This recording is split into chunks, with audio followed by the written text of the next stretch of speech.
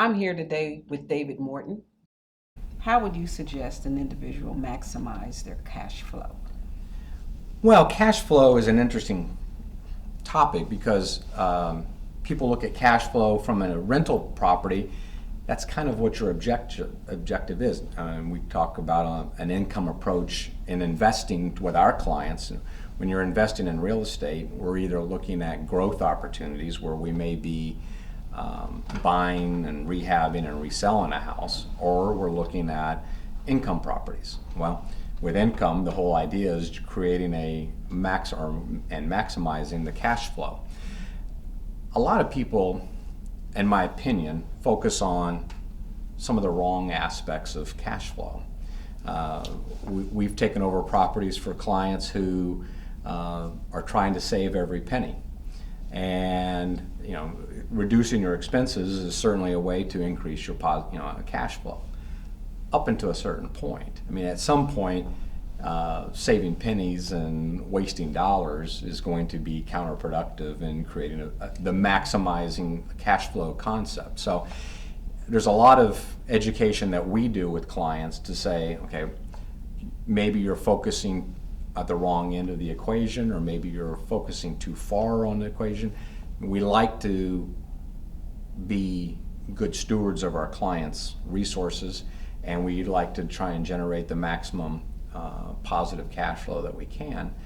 But there's a trade-off, and you have to look at what value are you getting out of the money that you're spending, let's say first, because maximizing value is going to have perhaps a better translation to cash flow.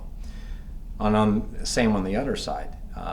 Sometimes property owners are focusing so much on the highest possible rent that it actually ends up costing them money. There's many cases where we've taken over a property where the owner has very much mispriced their property, seeking a rent rate that either the house doesn't justify or the neighborhood doesn't justify, or maybe the quality of and the presence of the home, or any number of factors.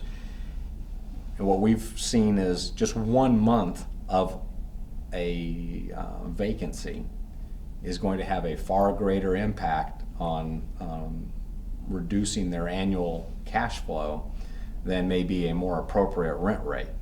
So, just in example type numbers, I mean, if you priced your house at $950 a month, but every house in the neighborhood is $850, and your house may not even be at the standard of most of the homes in the neighborhood, maybe $850 is a stretch, much less $950.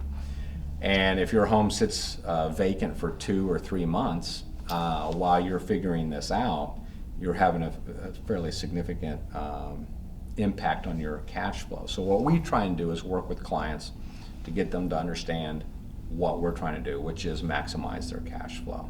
And they're relying on our expertise of both identifying properties that have great potential, as well as rehabbing them to maximize their value, to finding the right tenants that we hope will be good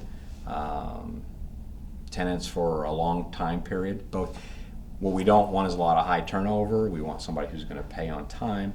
So there's a lot of talents, I guess, that we try and bring to the table so that the owners seeing, to answer your question, a maximized cash flow on a rental income situation. So I think that's a Chord's philosophy, is allow us to bring a professional perspective to it, eliminate the emotion. Many people get caught up in the properties that they may have.